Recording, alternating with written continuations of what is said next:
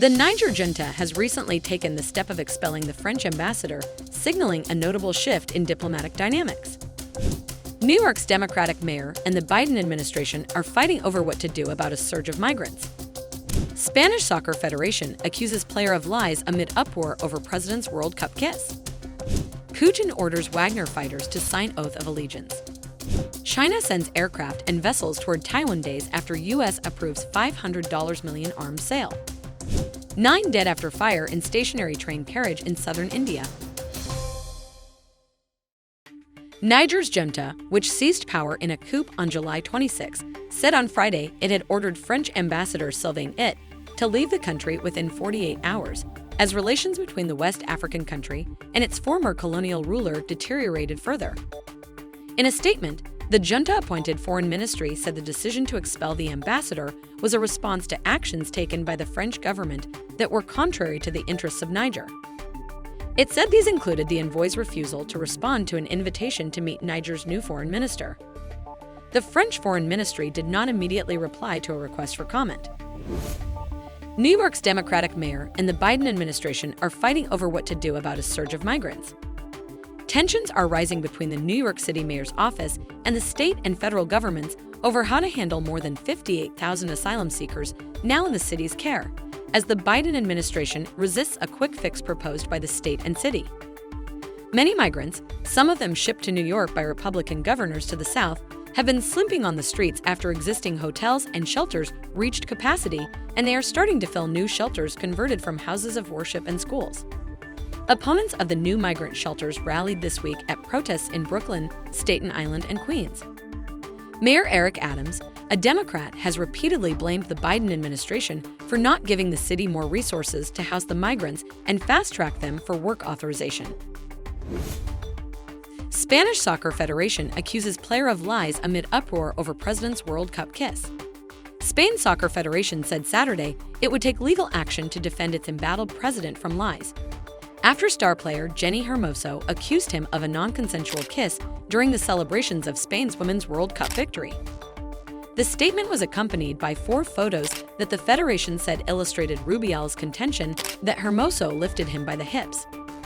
Rubiales, who was passing out gold medals to the team after its 1-0 victory over England in Sydney on Sunday when he hugged and kissed Hermoso.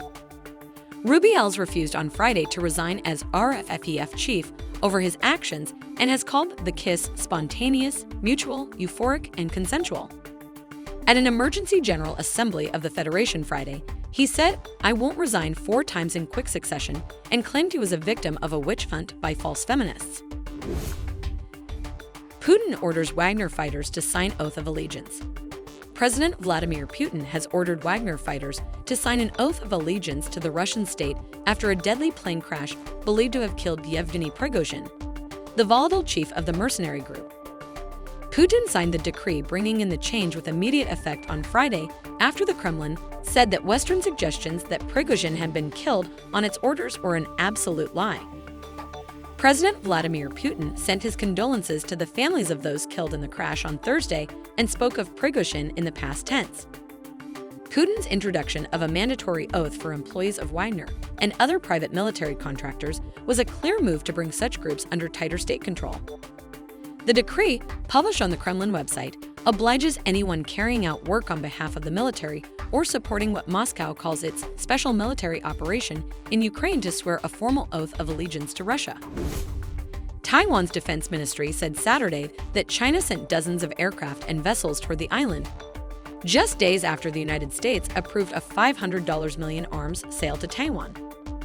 The defense ministry said in a statement that 32 aircraft from the People's Liberation Army and 9 vessels from the Navy were detected in the 24 hours between 6 a.m. Friday and 6 a.m. Saturday.